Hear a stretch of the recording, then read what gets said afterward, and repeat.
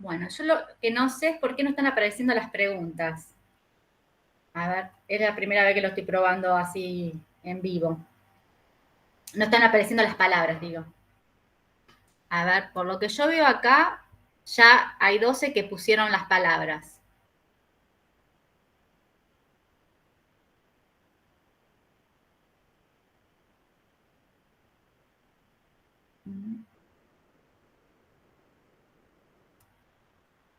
Profe, a mí me parece, cuando terminé de poner las palabras que di a aceptar, como que Sí. tenías que pasar la diapositiva o algo así, ¿no? Ah, sí, sí, sí. Pero a ver, Mm. bueno, a A mí verlo, me yo, parece lo mismo.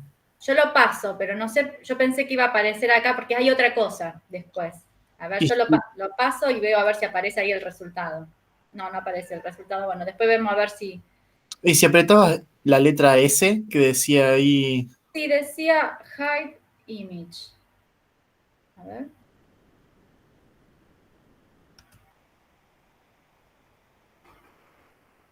Acá está. Acá está. ¿Ustedes lo ven? Sí, profe, sí se ve.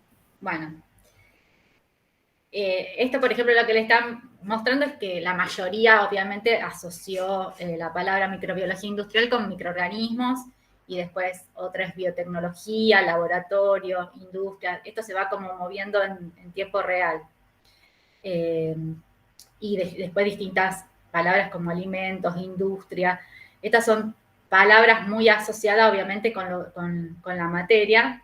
Pero bueno, vamos a ver si al final del cursado, esto yo lo puedo guardar, si al final del cursado aparecen otras palabras que tal vez ustedes no tenían en la cabeza, porque obviamente es una materia nueva, y que bueno, que tal vez tienen también mucha importancia en esta materia de microbiología industrial.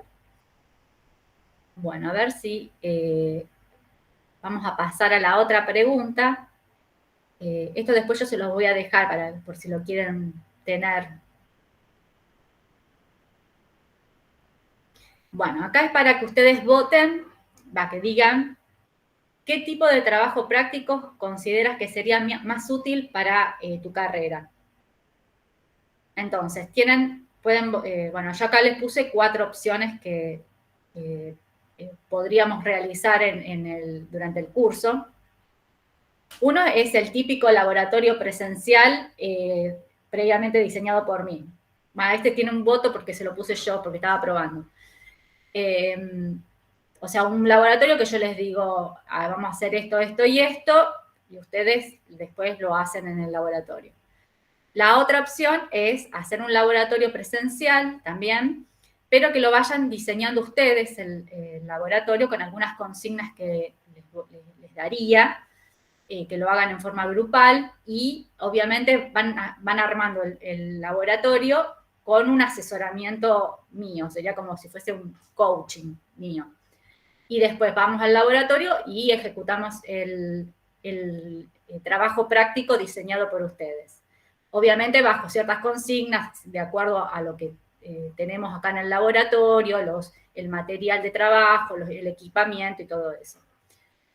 Después, la otra opción es que no hagamos laboratorio práctico y que sean seminarios sobre trabajos científicos ya previamente ya publicados y ustedes hagan una exposición donde presenten el trabajo práctico, ese trabajo de investigación y expliquen cómo se desarrolló y qué resultados obtuvieron.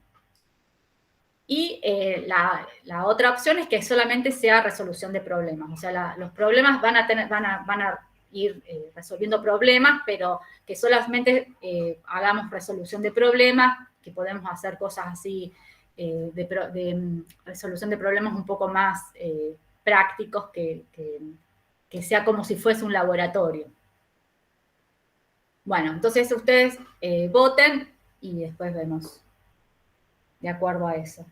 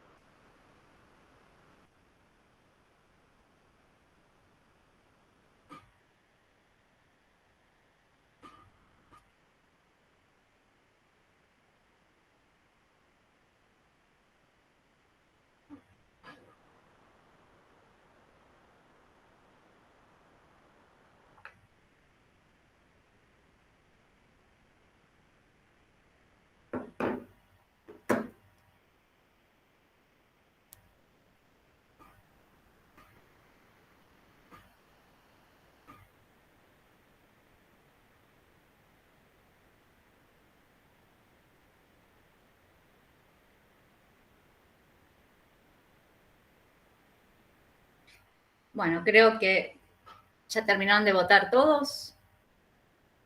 Ah, no, falta.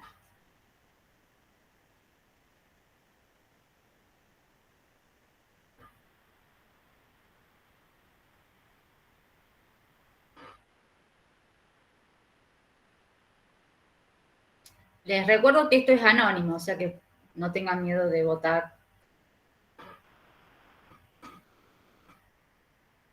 Bueno, no sé, hay 5 que no están votando, pero no sé si no están y no están. Profe, yo estoy del celu y se me complica Ah, bueno. por ¿Querés eso. que, a ver, yo no sé si te puedo votar por vos. Si vos querés, yo te voto por vos. Pero no sé si puedo.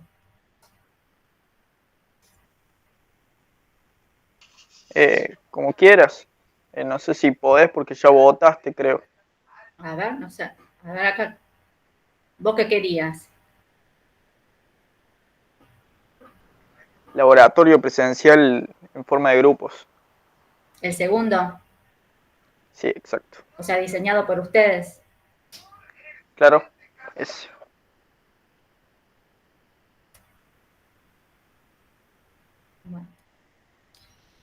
Bueno, en realidad, bueno, es como que ganó en la primera opción.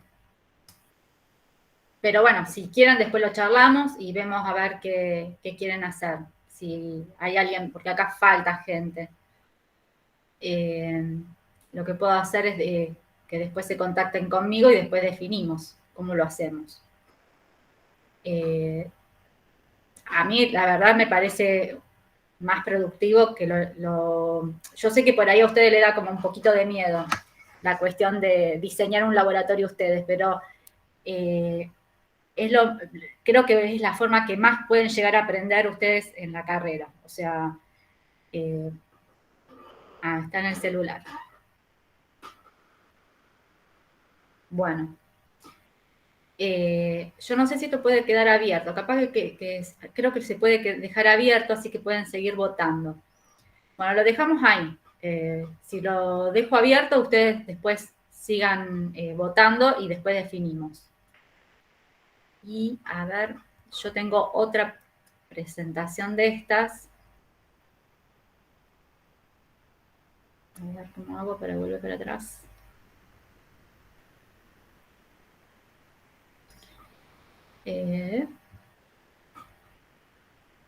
Presentation.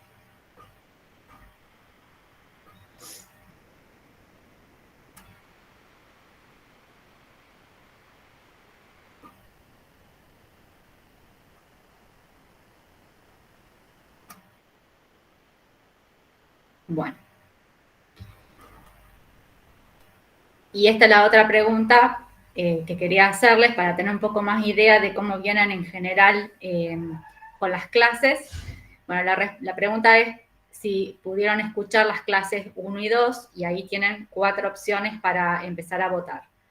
Y bueno, les vuelvo a recordar que es anónimo, o sea que es simplemente para saber cómo vienen con las clases. Porque por ahí yo pregunto y capaz que me responde una sola persona y no es representativo de todo el curso.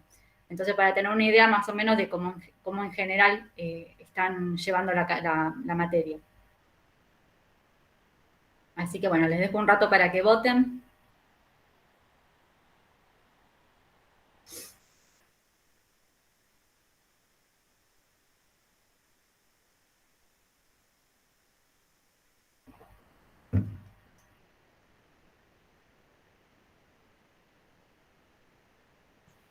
Profe, no me estaría dejando votar. No sé por qué.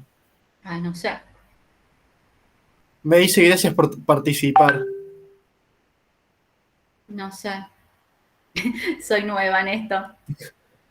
Juli, Evidente- es otra, el otro link que estaba en la plataforma no es el mismo. Claro, tenés que irte al otro link. Ah, uff. Claro, perdón, yo no me di cuenta de decirles.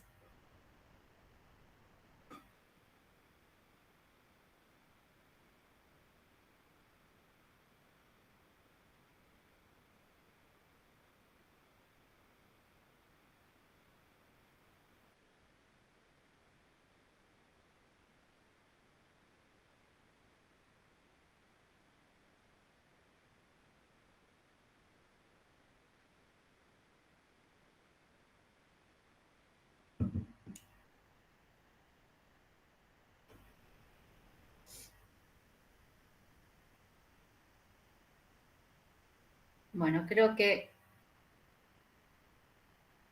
votaron todos porque hay un grupo que no está pudiendo o entrar o porque tiene celular o no puede, no sé. Bueno, creo que acá termino la votación, así que pasamos a la otra pregunta.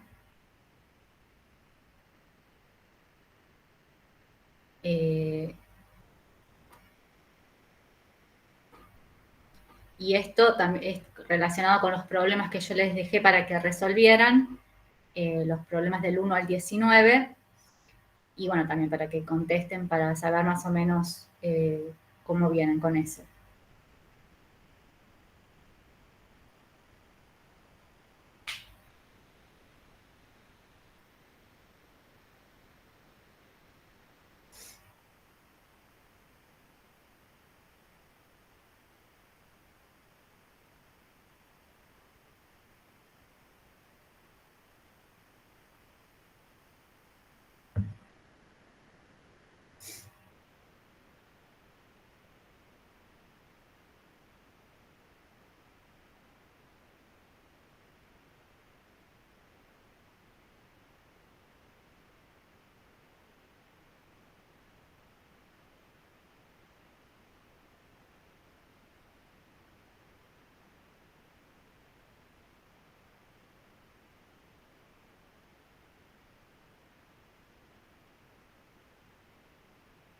Bueno, creo que acá terminó la votación.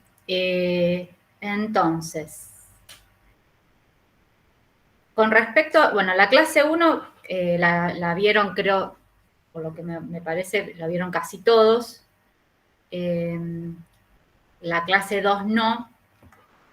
Pero bueno, la clase 2 la pueden escuchar esta semana, bueno, lo que va hasta el miércoles que viene, es más sobre todo lo que está relacionado con alimentos probióticos, que me pareció interesante incorporarlo en el curso, porque también por ahí es una potencial salida laboral que pueden llegar a tener de explorar o explotar toda esa parte de alimentos probióticos.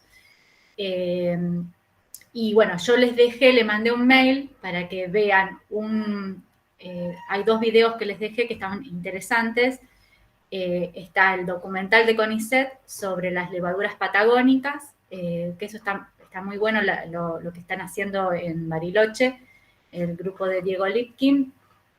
Ellos les cuento más o menos para que tengan una idea sobre toda la cuestión de la movida cervecera, que ya deben saber bastante, que hay una movida importante de lo relacionado con cerveza artesanal, pero también con respecto a otros tipos de cervezas que se pueden llegar a hacer, no solamente con las levaduras tradicionales. Entonces, lo que está haciendo lo que hizo el grupo de Diego Lipkin, que es un investigador de CONICET que está en el IPATEC en Bariloche, ellos aislaron una levadura de los bosques patagónicos y esa levadura resultó ser como la madre de la levadura que se usa actualmente en todas las cervecerías del mundo, en las que se produce a nivel industrial. Entonces, tiene un sabor muy particular, es muy diferente al tipo de las fermentaciones, obviamente el mismo estilo, pero lo que se llaman metabolitos, las moléculas que le generan el gusto y el aroma a la cerveza, produce distintos tipos de metabolitos, entonces las características organolépticas de esta cerveza es muy diferente.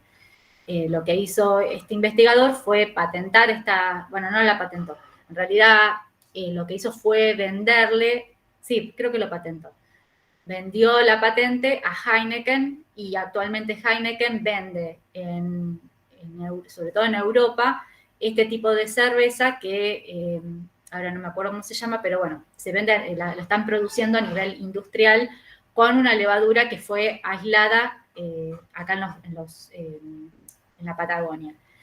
Se cree que esa levadura viajó, digamos, hasta Europa en la época de donde fue descubierta América, que los colonizadores y sobre todo los monjes que venían, los jesuitas que venían a esta zona a evangelizar, se llevaron sin querer, o no sé cómo, se llevaron esta levadura para Europa, y esta levadura empezó a crecer en los monjes o los jesuitas, eran de producir cervezas, pan y cosas así. Entonces, esa levadura se cruzó con la levadura que usaban usualmente y dio origen a esta nueva cepa, la nueva cepa de levadura, que es la que se utiliza actualmente en todo el mundo. Entonces, bueno, me pareció interesante para que vean toda la movida cervecera que hay sobre todo en Bariloche. Y bueno, y después hay otro documental que les dejé también para que vean. Bueno, del documental del IPATEC tienen para responder un formulario, un cuestionario que está en el aula virtual. Tienen tiempo hasta el miércoles de la semana que viene para responder todas las preguntas. Y después les dejé otro documental que es sobre levaduras del litoral, que también está muy interesante. Justo, sí. Sí, yo justo entré en el cuestionario porque estaba queriendo intentar entrar ahí a lo que usted pidió al principio y salí. Usted después me puede habilitar porque no lo voy a poder hacer el cuestionario si no. Ah, bueno, yo después veo a ver cómo... Arriba, Tamara. Pero bueno, no lo... Sino que pensé que teníamos que entrar ahí y salí. Porque ¿Y vos decís que se te inhabilitó, ahora no puede entrar más? yo creo que sí, porque es un intento nomás. Ah, bueno, entonces después yo lo cambio. Dale, buenísimo, muchas gracias. Bueno, y nada, con respecto a eso, justo, bueno, yo estoy bastante vinculada con los cerveceros. Me mandaron un video de, no sé si conocen la cerveza de acá de Villa María, Perro Vago.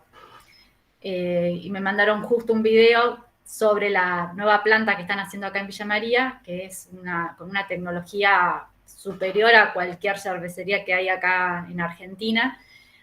Así que bueno, ya le dije a Juan Pablo Bertelo que si él conoce a los dueños, que me dijo que era el dueño de Noal, ¿cómo se llama esta empresa? De Noal, son los dueños de Noal, Nosovich. Así que le dije a Juan Pablo que como él tiene contactos, si es posible ir a visitar la planta. Lo que pasa es que no sé, con todo esto de la pandemia se complica hacer las visitas a empresas o a fábricas y todo eso. Pero bueno, si podemos ir, estaría súper interesante porque la planta está muy buena. Así que bueno, eso con respecto a lo que le quería comentar de los videos que les dejé. Bueno, y con respecto a la clase 1, que ustedes todos, creo que todos ya la vieron, ¿tienen alguna duda para algo que no entendieron, que quieran preguntar, que lo veamos ahora?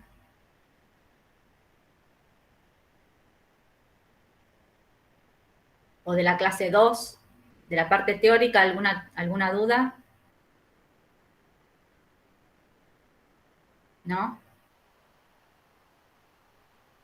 Bueno, recuerden que el miércoles que viene sí vamos a tener clase a la mañana y a la tarde y van a tener que resolver un cuestionario de la clase 1 y de la clase 2, porque la vamos a juntar. Después van a tener solamente un cuestionario por semana. Pero lo vamos a juntar, así no nos desfasamos tanto. Entonces van resolviendo los problemas. Supónganse, yo ahora les habilito para la clase 3. La semana que viene ustedes me hacen preguntas, o sea, consultan sobre la clase 3, también pueden consultar sobre las otras clases, obviamente, y recién la siguiente semana, o sea, tienen una clase para consultar, y la siguiente semana tienen el cuestionario correspondiente a esa clase 3, ¿sí? Así que, bueno, si quieren preguntar ahora sobre las dos clases la clase 1 y 2, porque ya la semana que viene, el miércoles, van a tener el cuestionario en la hora de... Tengo que ver bien el horario porque hay algunas personas que no pueden cursar a la mañana, así que es muy probable que la resolución del problema, para que hagan el cuestionario, sea a la tarde. Tal vez a las 2 de la tarde o un poco más tarde, o a las 3 de la tarde. Entonces ustedes entran al aula virtual y responden el cuestionario, que es obviamente a libro abierto. ¿Sí? Bueno. Y con respecto a los problemas de los que yo les di del 1 al 19, si quieren vemos las dudas que tienen ahora, que veo que hay 7 que tienen dudas. Me van diciendo y lo vamos viendo.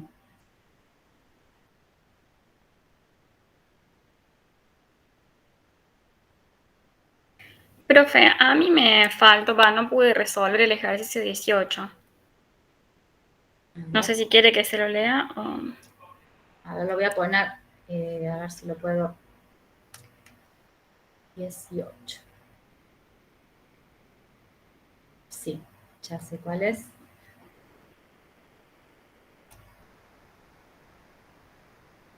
Bien. A ver si puedo. Voy a buscar la clase que les quiero mostrar para resolver eso. A ver.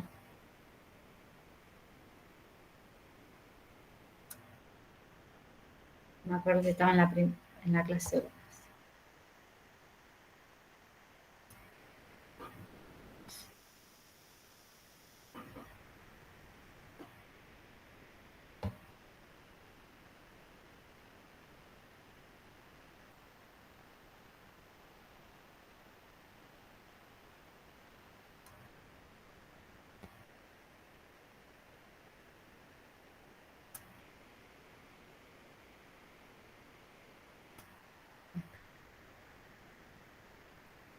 Bueno, a ver, voy a ver si puedo poner para compartir la guía, así lo miran todos.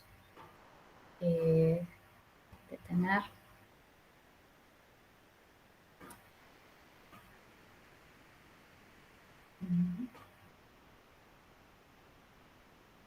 Ah.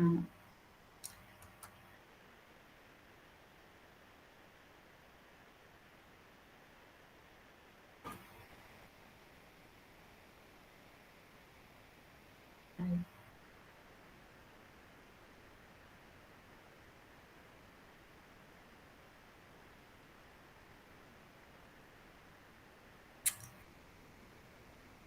¿Por qué no me lo tomo?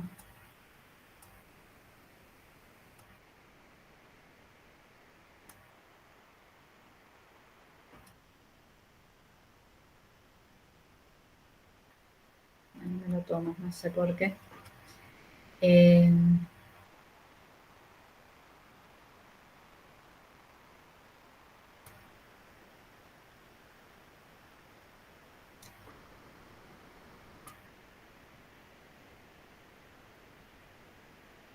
¿Ahí lo están viendo?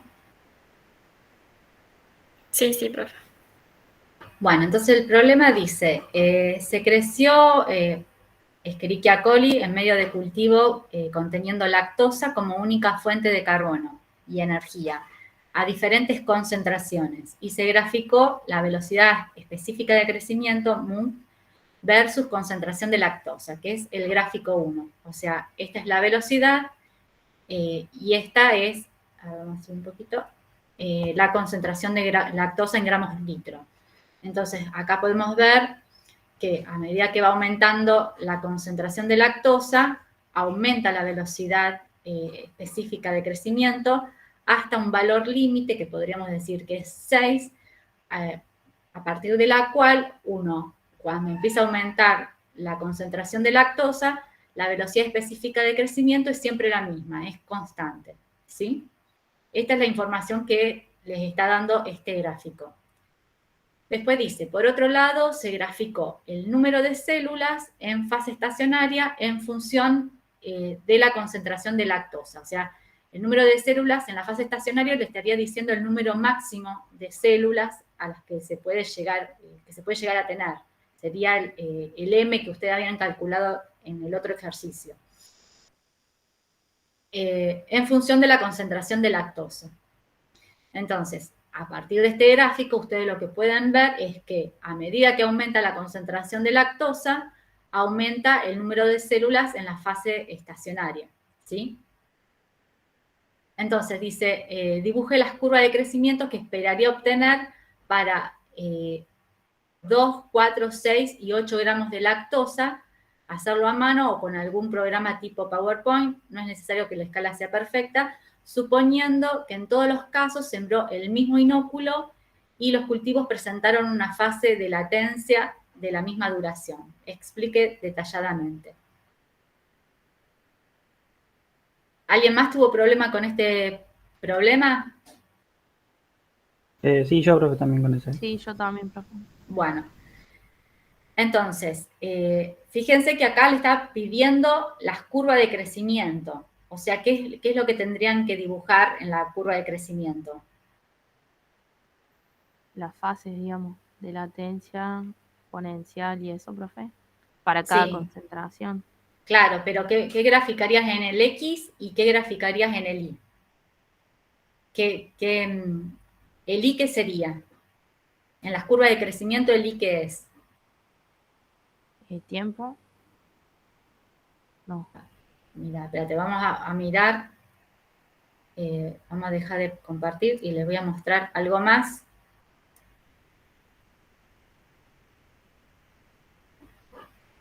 Ay, no sé qué dice.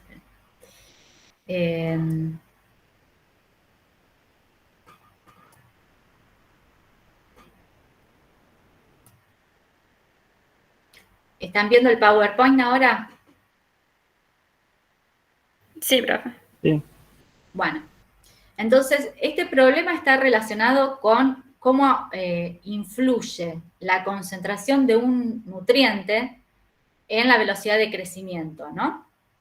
Que está relacionado con esta parte de la clase. Entonces, acá lo que se grafica, por ejemplo, es la velocidad específica de crecimiento versus la concentración de un sustrato que vamos a considerar que es el sustrato limitante, o sea que es el único sustrato que digamos que limita el crecimiento del microorganismo. O sea que cuando hay concentraciones muy bajas de ese sustrato, la velocidad de crecimiento es baja. A medida que va aumentando la concentración de ese sustrato, aumenta la velocidad específica de crecimiento, hasta que la velocidad, a partir de una cierta concentración, comienza a ser constante y es la velocidad máxima a la cual ese microorganismo puede funcionar. O sea, por más que uno aumente la concentración del sustrato, no va a tener una velocidad de crecimiento mayor a este valor que obtiene acá en este valor, en este platón. Si nosotros hacemos la curva de crecimiento, o sea, que sería logaritmo del número de células por mililitro, por ejemplo, en función del tiempo, va a depender. La curva de crecimiento va a depender de de qué concentración de sustrato vamos a estar usando para crecer el microorganismo. Entonces, vemos que si nosotros usamos estas concentraciones, las más bajas, las que están acá en esta parte de la curva, que no corresponden a la velocidad máxima de crecimiento, o sea, a estas concentraciones las velocidades son menores que la velocidad máxima. Entonces, lo que vamos a ver que cuando crecemos el microorganismo en el tiempo y vamos midiendo cómo va creciendo, vamos midiendo el número de células por mililitro en el tiempo y hacemos la curva de crecimiento con estos valores de concentración de sustrato, vamos a obtener estas curvas acá. Entonces, lo que vemos, de acá podemos ver que la pendiente esta corresponde a la velocidad específica de crecimiento, que como ven, son pendientes mucho más bajas, mucho más pequeñas, están menos inclinados, que la que se obtendría a las concentraciones que se llaman saturantes del sustrato, que son estas concentraciones acá, donde la velocidad es la velocidad máxima. Entonces, a esas concentraciones de sustrato, que son sus concentraciones más altas, que son, por ejemplo, 5, 3 gramos litro, la pendiente es la misma. Por ejemplo, para estas tres, para 5, para 3 y 0,5 gramos litro, la pendiente es la misma. O sea que la velocidad específica de crecimiento es la misma. Crecen con esas tres concentraciones, los microorganismos crecen, el mismo microorganismo crece a la misma velocidad. La diferencia está que con una concentración 0,5 gramos litro, que es 10 veces más baja que 5 gramos litro, el número final de células, el rendimiento, es mucho más bajo, porque se les acabó, el sustrato se acabó antes. Entonces, una vez que se acabó, el sustrato entra en la fase estacionaria. Entonces, la velocidad de crecimiento es la misma. La diferencia es cuándo entran, en qué momento entran en la fase estacionaria. Y, obviamente, cuál es el rendimiento obtenido. Entonces, para 0,5 gramos litro, entran a este tiempo en la fase estacionaria y se obtiene un rendimiento, el logaritmo, o sea, el número final de célula es este, mientras que para una concentración 10 veces mayor, entra en forma más tardía a la fase estacionaria y el número final de células que se obtiene es mucho mayor. ¿Sí? Entonces, en base a eso, a esto que vimos acá, bueno, voy a dejar de compartir. Voy a ir a la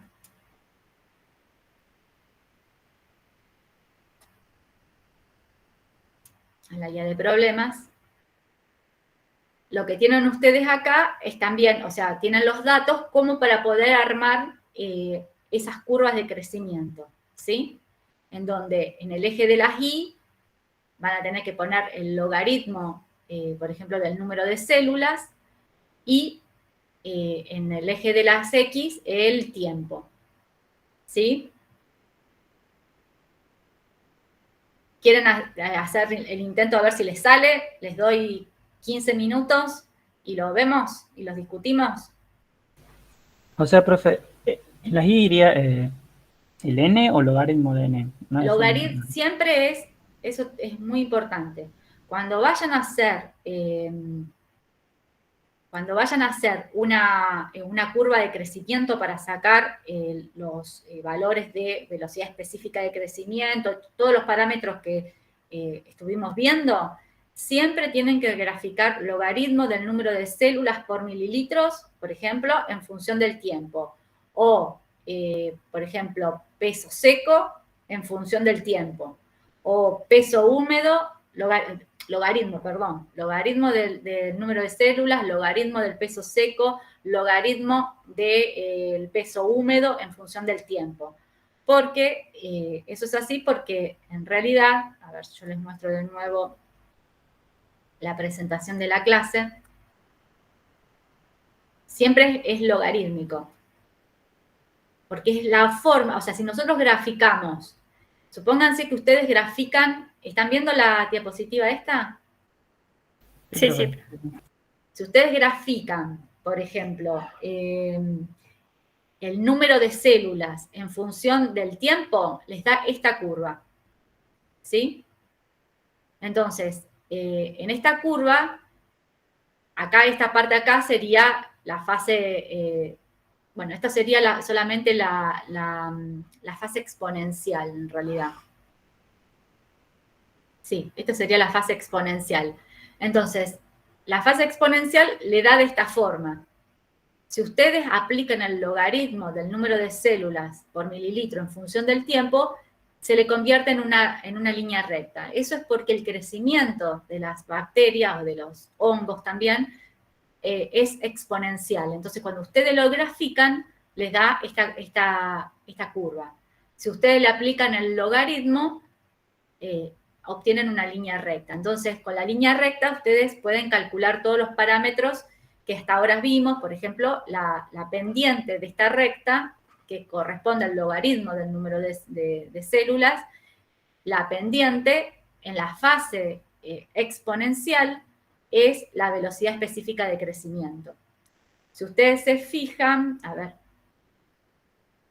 acá vemos una curva de crecimiento. Es importante que vean, ¿ven? Que acá dice el logaritmo del número de microorganismos, acá estamos graficando viables, ¿no? En función del tiempo. Entonces tienen la fase de latencia, donde la velocidad, durante la fase de latencia, la pendiente es 0. Entonces eso quiere decir que la velocidad específica de crecimiento es 0. Después la pendiente empieza a aumentar. Hasta que obtiene, o sea, se llega hasta el valor máximo, que es en la fase exponencial. Este es el valor máximo para estas condiciones de velocidad. Y después, cuando ya se le empieza a acabar un nutriente, llegamos a la fase estacionaria, donde nuevamente la velocidad específica de crecimiento empieza a ser 0, y pasado un tiempo suficiente, empiezan, o sea, en esta parte acá de la curva, las células están como, algunas se están dividiendo poblacionalmente, si uno lo mira como una población, algunas se están muriendo, otras se están todavía dividiendo. Entonces, cuando digamos, en total, en promedio, la velocidad específica de crecimiento se puede considerar que es 0, o sea, no hay un aumento significativo en el número de células, porque por un lado algunas se están dividiendo, por el otro lado algunas se están lisando y muriendo, pero pasado un tiempo, la proporción de células que empiezan a morirse y a lisarse es mucho mayor que la proporción de células que se están dividiendo. Entonces, por eso acá empezamos a tener una velocidad específica de crecimiento negativa, porque empieza a haber una caída en el número de células viables. Entonces, ya está la fase de muerte. ¿Sí?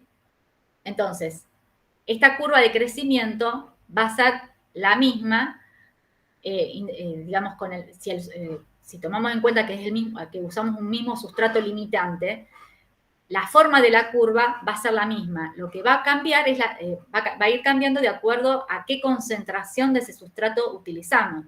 Si utilizamos un sustrato, una concentración de sustrato mucho más baja, por ejemplo, que esta, lo que vamos a obtener también es una fase lag, y después, si estamos en la parte de concentración saturante, tal vez obtenemos la misma pendiente, pero llegamos al plató antes. Si estamos en una concentración muy, pero muy baja, donde las concentraciones no son saturantes, entonces vamos a tener la fase lag, pero después, cuando empiece la fase exponencial, vamos a tener una pendiente que va a ser mucho menor. Y después, obviamente, la fase estacionaria va a ser mucho más baja, y el rendimiento de células que vamos a obtener va a ser mucho más bajo. Y después va a llegar la fase de muerte. O sea, la forma de la curva va a ser siempre la misma, pero va a depender de la concentración del sustrato, cuál es el valor máximo de células que se alcanza y cuál es la pendiente de la fase exponencial.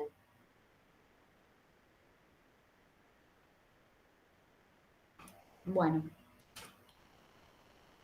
¿Se quieren poner a hacerlo y lo discutimos? A ver si les sale. Guíense por esa diapositiva de la clase para resolverlo.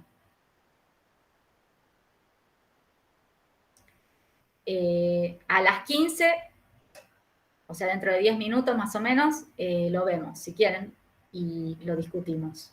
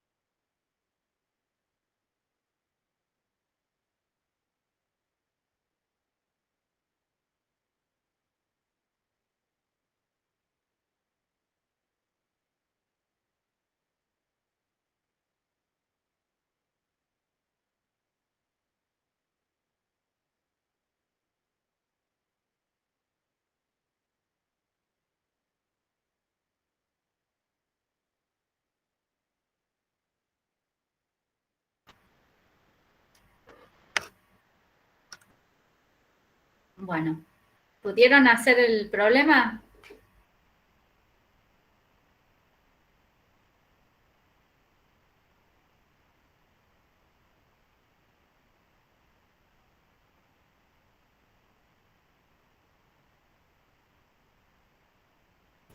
No sé, profe, si estará bien. A ver, ¿querés contar más o menos cómo te parece a vos que lo resolverías? Y bueno, la fase de latencia dice que es la misma para todas las curvas. Ujú. Así que esa le hice igual. Y a medida que aumenta la concentración, tiene como una mayor pendiente. A ver, yo creo que acá lo que se puede hacer es hacer una... Parece que hay una herramienta que se llama pizarra. Sí. Lo que no sé es... A ver si vos podés dibujar en la pizarra. Te comparto, profe, porque lo hice acá en Paint, más o menos. Ah, Sí, bueno. ¿se puede? Bueno, entonces no usamos la pizarra. A ver si se puede. Igualmente no sé si está bien porque No me hace... importa. Vamos, A ver. sirve también para ir mirando, a ver.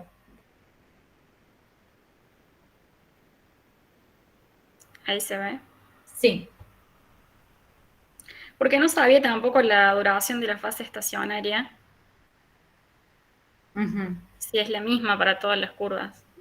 Sí, Yo eso calculé que tampoco, sí. no importa, o sea, es más o menos. Ujú.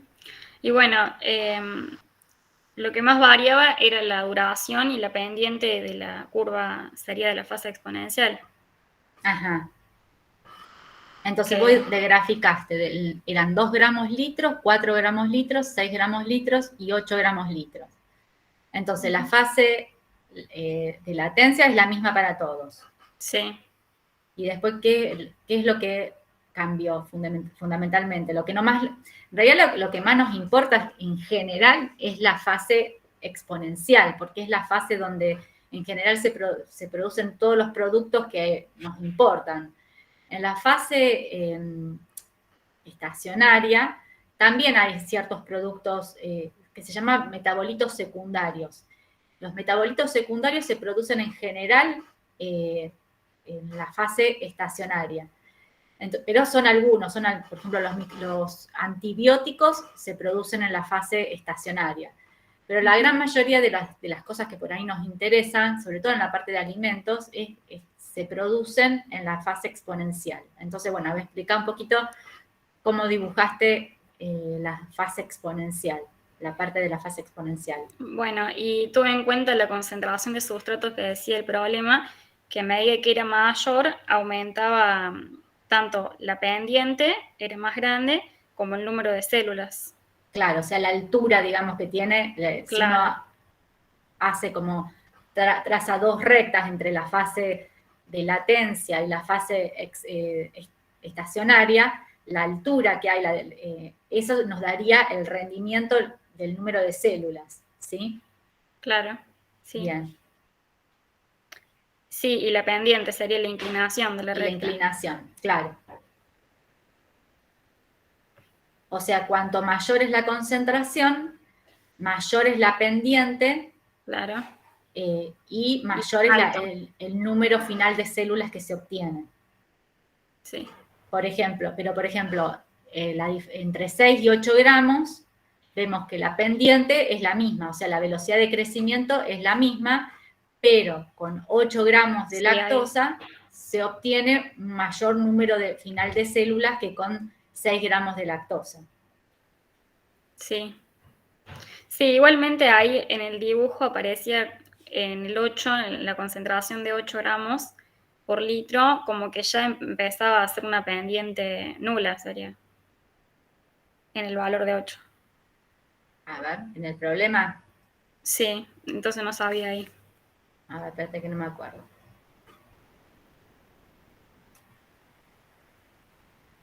Claro, no, o sea, ahí, ¿qué te muestra esto? Espérate que lo voy a Dejo de compartir. compartir. Ahí va. Dale.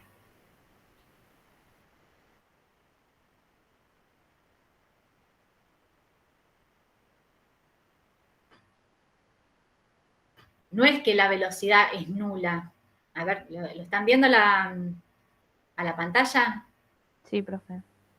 O sea, lo que acá le están marcando es que, por ejemplo, vamos a ponerle valores.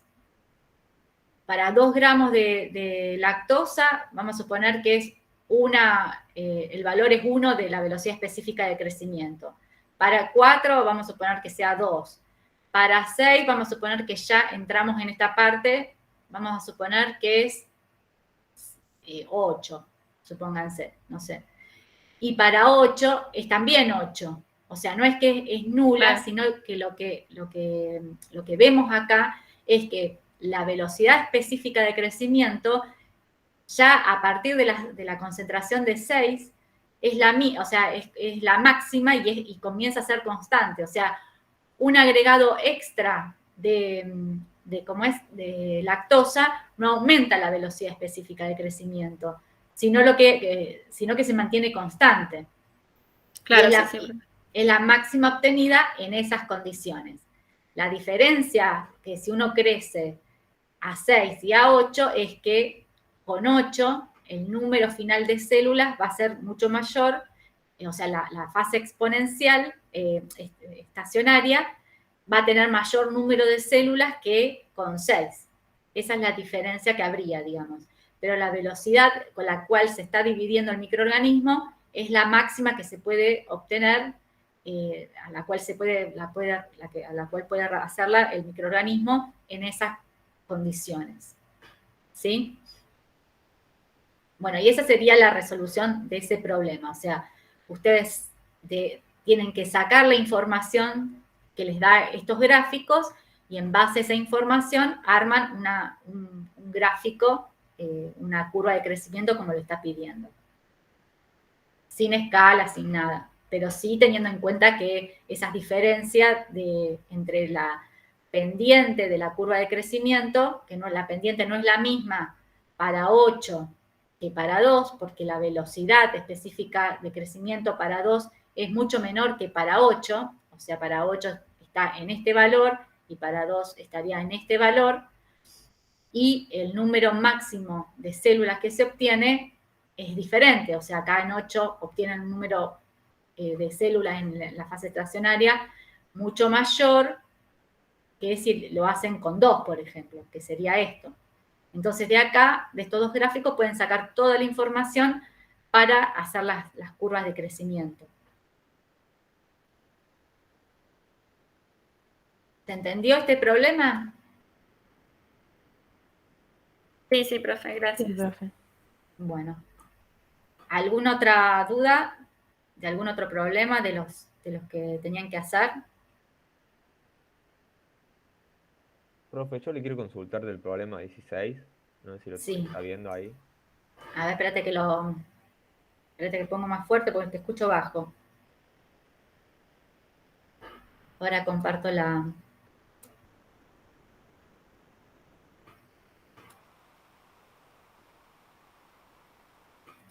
el 16. Sí. Sí, el problema, bueno, plantea, ¿no? De conocer el número de células después de un determinado tiempo, ¿no? Sí. Pero en el problema no se especifica cuánto dura la fase de latencia. Entonces uno no sabe si en esas 24 horas la fase de latencia o la fase lag representa, no sé, 20 horas y al final la fase de crecimiento son 4 horas o cómo es.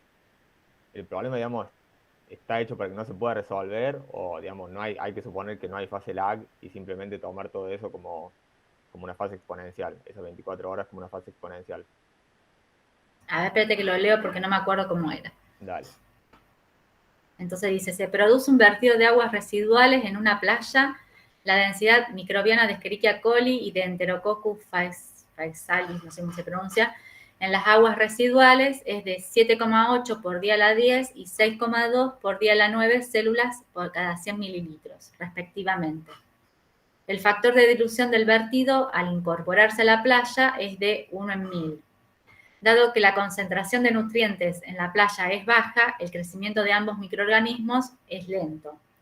El tiempo de duplicación de Escherichia coli es de 3 horas, mientras que la velocidad específica de crecimiento de Enterococcus es 0,11 hora a la -1.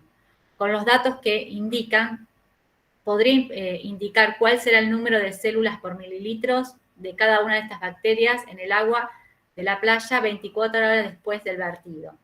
Sí, para calcularlo, hagan de cuenta como que no tiene fase lag. Está muy bien la pregunta, porque, digamos, si tuviese una fase lag, habría que tener en cuenta eso, digamos, descontarlo. O sea, ustedes siempre los cálculos, digamos, los datos estos que ustedes tienen, por ejemplo, 0,11, hora a la -1, son todos datos de cómo crece el microorganismo en fase exponencial. Entonces, hagan de cuenta para hacer este cálculo, para resolver el problema, que no tiene, que digamos que arranca en fase exponencial. ¿Sí? Listo, gracias, profe.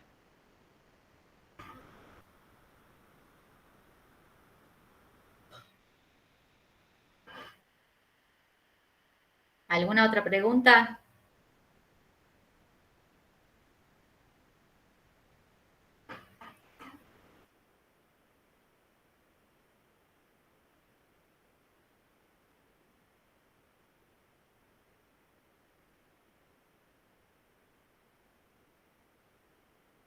El de la curva de crecimiento lo pudieron hacer.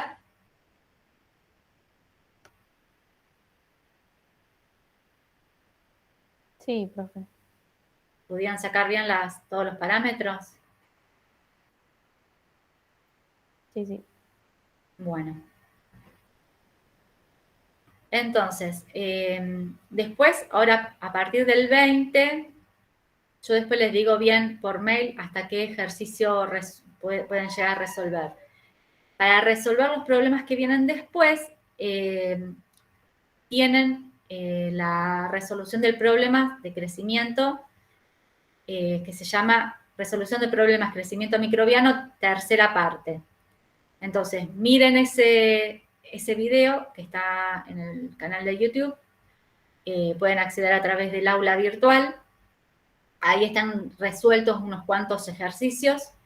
Y bueno, después de que miran ese video, van a poder resolver muchos de los problemas que vienen después. Yo después les digo hasta qué número pueden resolver, que digamos que van a tener, digamos, toda la información como para poder hacerlo. Pero en principio, a ver.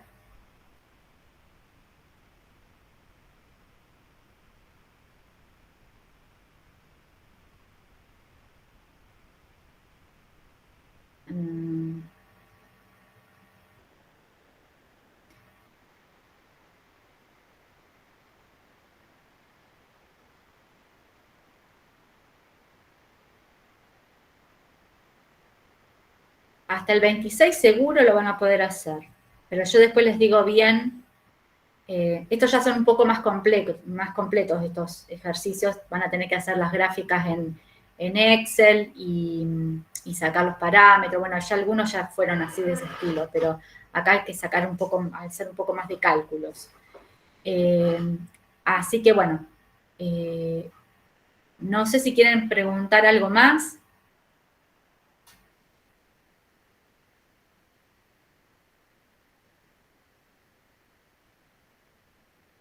¿Quieren que veamos algo? ¿Que tienen dudas? ¿Que les explique algo?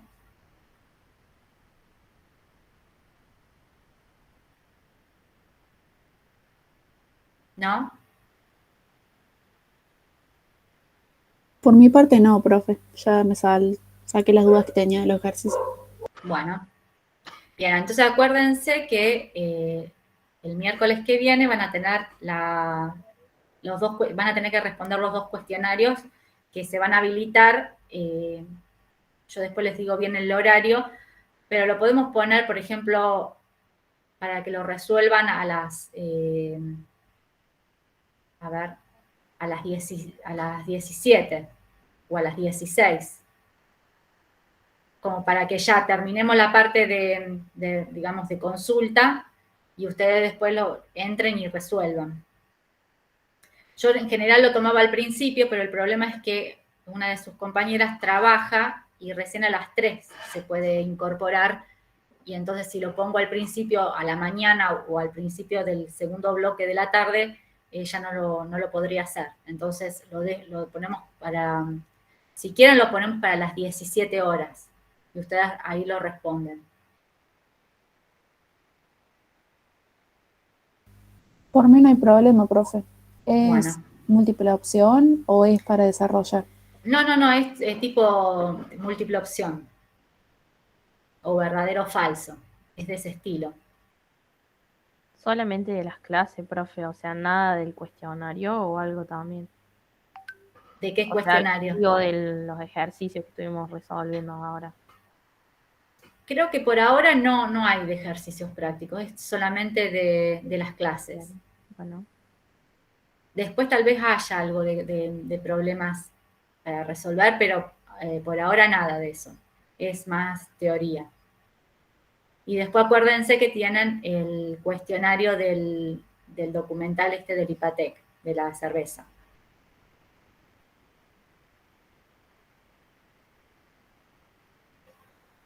Bueno, respecto a los trabajos prácticos,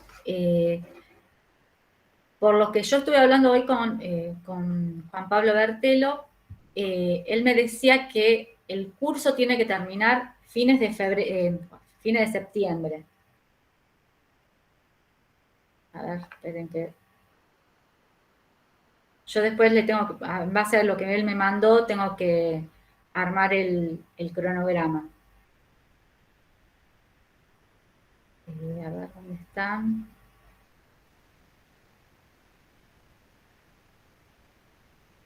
Fin de septiembre.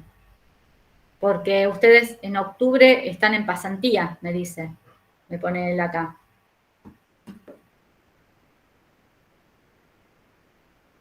Sí, Claro, profe. profe, sí.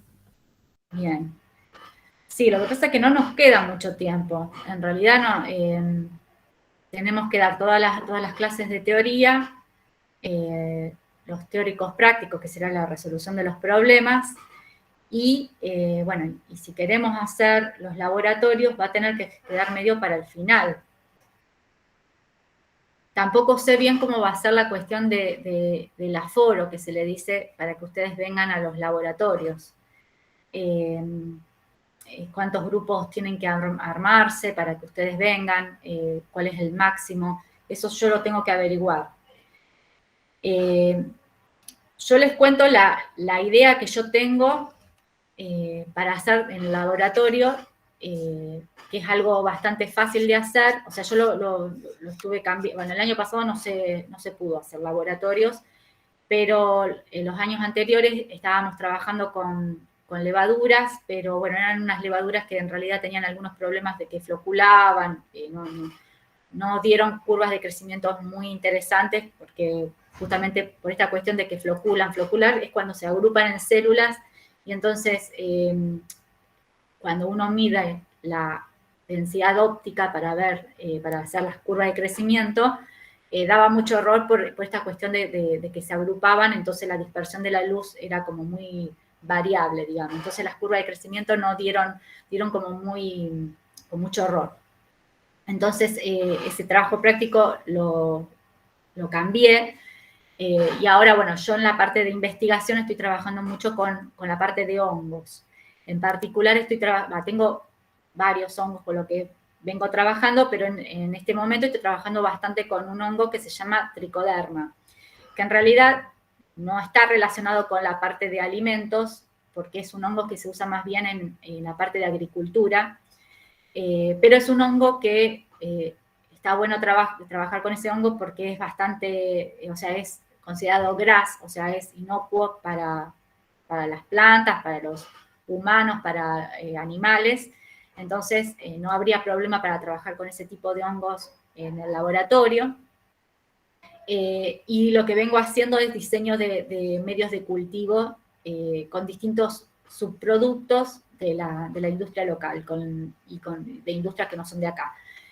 Algunos de los subproductos que yo estoy usando es el lactosuero, que en particular los hongos crecen, o por lo menos estos hongos crecen muy bien en lactosuero y en WPC, que es el lactosuero nanofiltrado, y también crecen muy bien con melaza, que es otro subproducto de la industria de la caña de azúcar, sobre todo, y también crecen muy bien con eso en medio líquido y en medio sólido, fermentación, que es lo que se llama, ya lo vamos a ver, que es fermentación en fase sólida, crecen muy bien también con el bagazo de las cervecerías, que es otro subproducto que queda de la elaboración de la cerveza.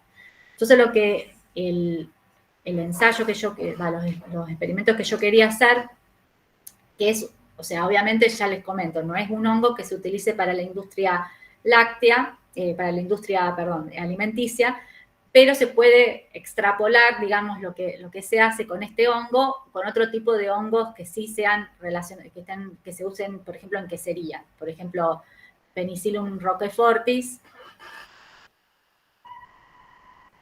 Penicillium roquefortis es un hongo que se usa mucho y yo porque no lo tengo, o sea, no tengo ninguna cepa de ese hongo aislado y tampoco, o sea, tendría que poner a punto el laboratorio y ya no tendríamos mucho tiempo para hacerlo. Pero lo que yo les proponía era trabajar con este hongo que se usa mucho en la industria, en agricultura. La idea es crecerlo en distintos medios de cultivos diseñados a base de subproductos y para hacer lo que se llama un fertilizante, un preparado comercial, en general se usa lo que son el hongo puede, y las bacterias también, pueden dar un tipo de forma que son más resistentes a la desecación o a distintos estreses. Que, por ejemplo, si uno va a hacer una formulación de un fertilizante para venderse, en general se venden en forma de polvo. Entonces, si uno, por ejemplo, hablando de los hongos, si uno tiene el hongo crecido en medio líquido y eso lo deshidrata en una estufa, los hongos forman en general micelios. Los micelios, las células de los micelios son bastante frágiles y no se bancan, digamos, la deshidratación. Entonces, si uno después quiere que ese hongo germine, o sea, viva ya sea en el suelo o si se trata de, por ejemplo, de un alimento, vamos a tener el hongo básicamente muerto, porque la célula se va a terminar lisando. Pero los hongos tienen una forma de reproducción que se llama, tienen varias. La más conocida son las esporas o conidios. Entonces, esa forma que es de la célula es como si fuese una semilla de las plantas. Las plantas, uno tiene una planta y para dejar descendencia la planta genera semillas. En el caso de los hongos, pueden dejar como descendencia estas esporas, que en general son de reproducción asexual. Algunos son de reproducción sexual, pero bueno, no me voy a meter en ese detalle, pero es como si fuese que los hongos, para poder dejar descendencia y sobrevivir a condiciones extremas, forman estas esporas, que son resistentes, por ejemplo, a la deshidratación. Entonces, las formulaciones que se utilizan en la industria, por ejemplo, del hongo tricoderma, pero también de otro tipo de hongos que se utilizan en distintas industrias, para inocular, por ejemplo, un fermentador, se utilizan este tipo de inóculos realizados a base de esporas o conidios, porque eso se puede deshidratar y se puede almacenar por mucho tiempo y se puede transportar en largas distancias y no es necesario que esté la formulación en forma líquida. Entonces, por lo tanto, los conidios, la producción de conidios o de esporas es algo importante desde el punto de vista industrial para hacer un formulado, para venderlo, por ejemplo, o para inocular, por ejemplo, un fermentador. Entonces, lo que vamos a ver, Esperen un momento que voy a cerrar la puerta.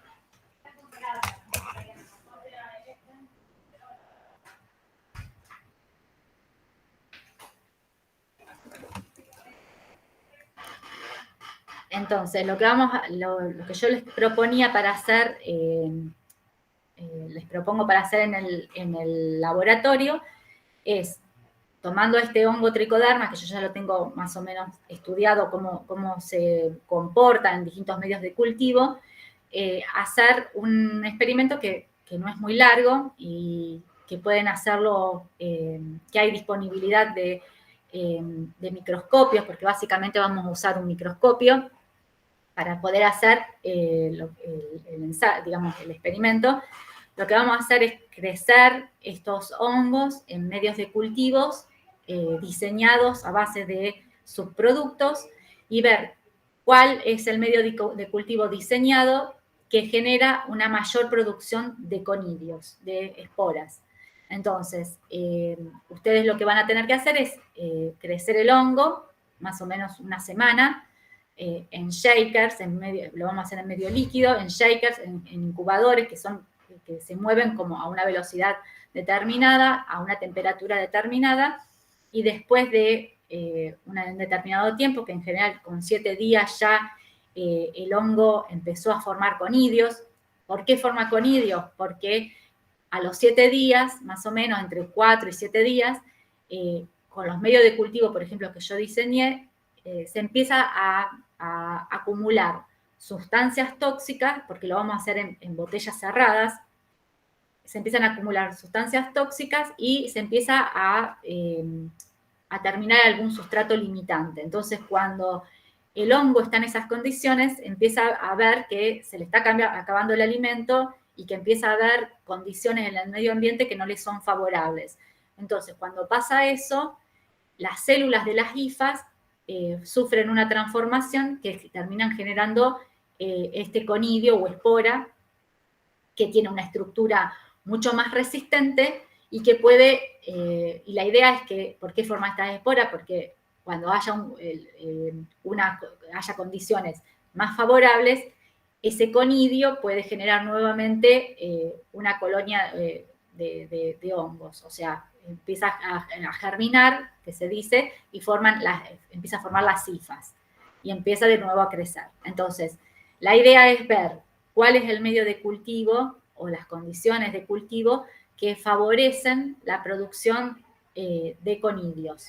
Entonces, ustedes lo que van a hacer es contar el número de conidios que se generan en el microscopio, y a partir de eso van a poder sacar cuál es van a poder concluir cuál es el medio de cultivo que hace que el número de conidios sea máximo. Esto obviamente, por eso yo les digo que lo vamos a hacer con tricoderma, porque es el hongo que yo tengo más estudiado, pero ustedes lo pueden llegar a pensar, por ejemplo, para un hongo comercial, un hongo que se utilice en la industria alimenticia, por ejemplo, Penicillium roquefortis, que también para inocular, digamos, por ejemplo, el queso azul, se utilizan las esporas de este hongo. Entonces, uno lo podría llegar a pensar como para un proyecto a nivel, un proyecto comercial, producir esporas de Penicillium roquefortis, por ejemplo, con un medio de cultivo a base de, no sé, de WPC o de otro medio de cultivo. Entonces, para que ustedes lo tengan en mente cuando lo hagamos al laboratorio, que esto lo hacemos con un hongo que no es para la industria alimenticia, pero podría llegar a utilizarse en la industria alimenticia. ¿Sí? No sé si alguien quiere hacer alguna pregunta.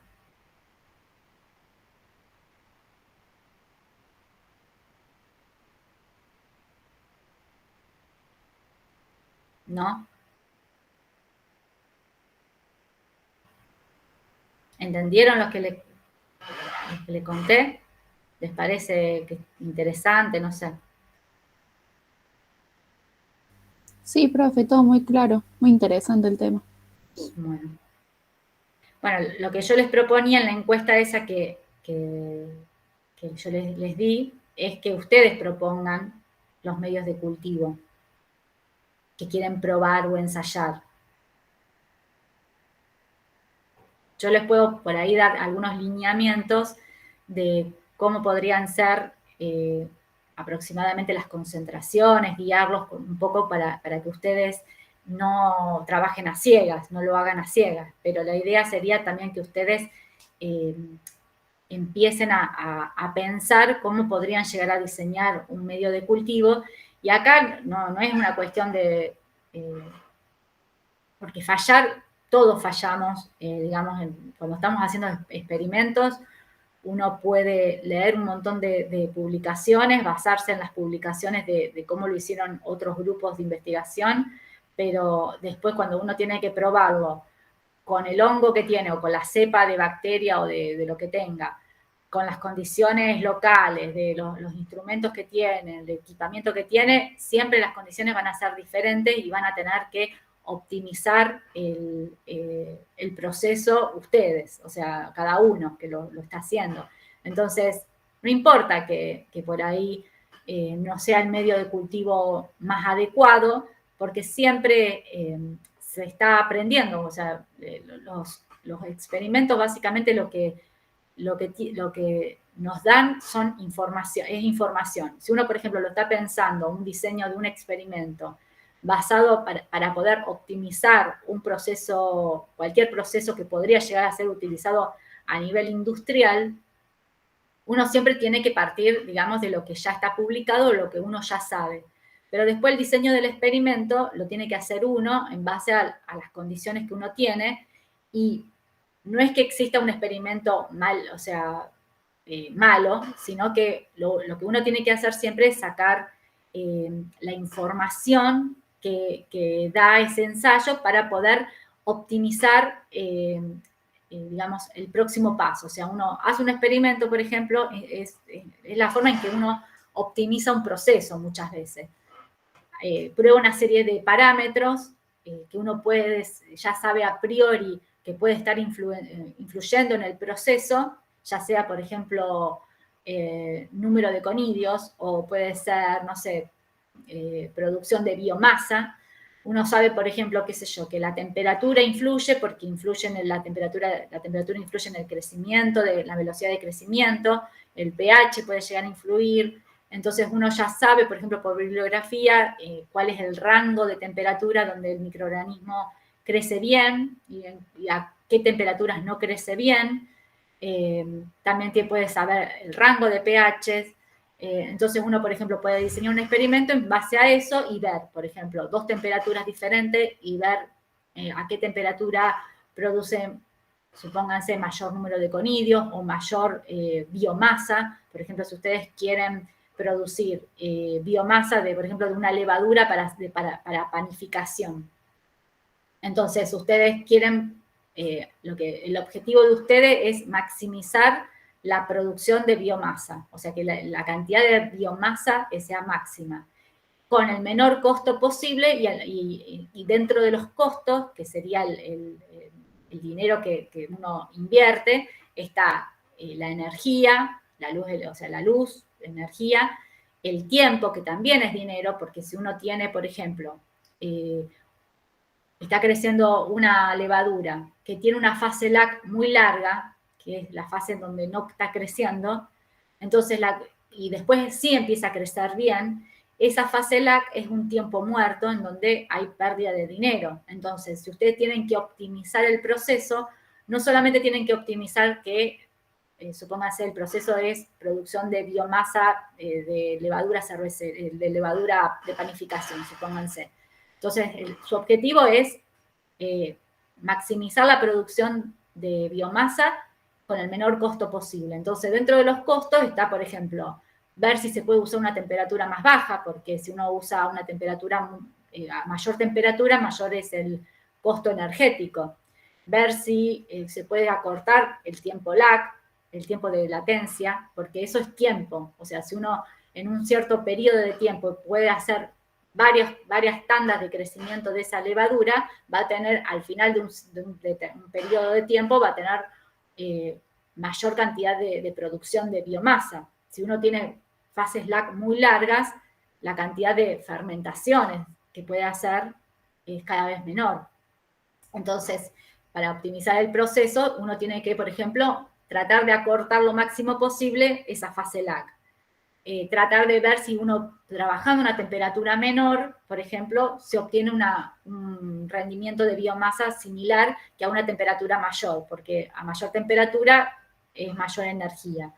Si el proceso, por ejemplo, implica agitación, eso también es un gasto de energía y gasto y el equipo que funciona agitando también tiene un desgaste. Entonces, cuanto mayor es la velocidad, también es mayor el desgaste del equipo y mayor es también el consumo de energía. Entonces, si uno quiere minimizar todos esos gastos, tiene que pensar a ver si, haciéndolo a una menor velocidad, qué tanto influye en la producción de, por ejemplo, de biomasa. Entonces, la idea es esa, que ustedes un poco jueguen con todos esos parámetros para ver cómo responde el sistema. O sea, el sistema sería el hongo creciendo y produciendo conidios. Si ustedes le bajan la temperatura, ver cuánto eso incide en la producción de conidios, por ejemplo. Yo les propongo medir conidios porque es lo más fácil para medir acá en el laboratorio y que lo puedan hacer ustedes sin ningún problema.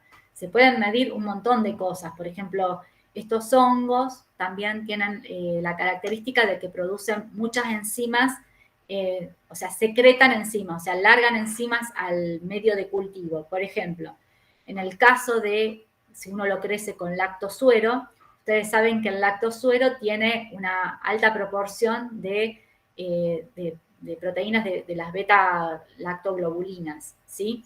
Entonces, para que el hongo pueda utilizar esas proteínas como fuente de carbono, de energía y como fuente de nitrógeno, esas proteínas que están en el medio de cultivo no pueden incorporarlas directamente al interior celular, sino que deben cortarlas como en pedacitos chiquititos que son los aminoácidos y los péptidos.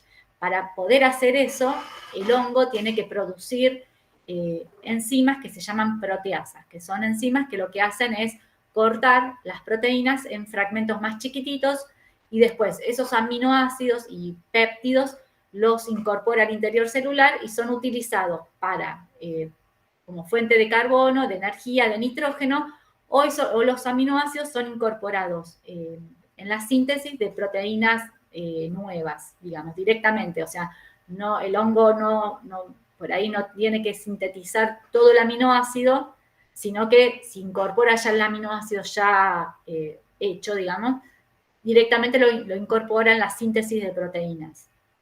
Entonces, de esa forma el hongo puede tener una fuente de carbono, de energía y de nitrógeno para poder dividirse y por lo tanto producir más proteínas, más ácidos nucleicos, etc. O sea, sí o sí para poder dividirse va a necesitar una fuente de carbono, de nitrógeno y de energía. Entonces, en el caso de si uno lo crece, por ejemplo, con lactosuero, que además de tener proteínas también tiene lactosa, que es un azúcar muy fácil de metabolizar. Entonces, el hongo para poder aprovechar, por ejemplo, esos sustratos, tiene que producir proteasas que degradan las proteínas, pero también tiene que producir una enzima que se llama lactasa, que lo que hace es desdoblar disacáridos en 2 monosacáridos y eso lo incorpora al interior celular y lo utiliza como fuente de carbono y energía. Entonces, por ejemplo, si uno está interesado en utilizar proteasas, supónganse para otros fines, puede llegar a purificar o utilizar las proteasas que están en ese medio de cultivo, porque estas enzimas las secreta al exterior el hongo. También, por ejemplo, si uno lo crece con algún medio de cultivo que tenga, supónganse, el bagazo de las cervecerías. El bagazo es una fuente, o sea, está constituido básicamente por celulosa, hemicelulosa y lignina. Entonces, el hongo, para poder aprovechar ese sustrato, lo que va a producir, va a secretar al medio externo enzimas como la celulasa, que lo que hace es degradar celulosa, y silanasa, que lo que hace es degradar el silano, que forma parte de la hemicelulosa. Y también, por ejemplo, si se quiere degradar la lignina, que es un material, también es un polímero que forma parte de los tejidos vegetales, entonces lo que hace es producir lacasa, que es la lacasa, por ejemplo, es una enzima que se usa mucho en distintos tipos de industrias. Entonces también se podría utilizar estos hongos crecidos en estos medios de cultivo para purificar o utilizar las enzimas que secreta en determinados medios de cultivo. ¿Sí? Bueno. No sé si quieren preguntar algo más. Si no, lo dejamos ya acá y les dejo como tarea que miren la clase número 3 para la clase siguiente, la resolución de problemas de crecimiento microbiano, la parte 3, para resolver los otros problemas, que ya después les digo hasta qué número pueden ir resolviendo. Les dejo, bueno, el cuestionario de IPATEC para que respondan, y el miércoles que viene, a las 5 de la tarde, pueden entrar a resolver el cuestionario de la clase 1 y de la clase 2. Bueno, si no tienen más preguntas, dejamos acá, y cualquier cosa me escriben al mail. ¿Sí? Bueno, profe, Bueno, gracias. bueno, profe, muchas gracias. Bueno, nos vemos entonces. Hasta luego. Chao, hasta luego. Chao, hasta luego. Chao, profe. Chao, hasta luego. Profe, Sí, aprovecho que quedé sola ahora para consultarles. Soy Karen, no, y le mandé un correíto. sí, ¿cómo estás?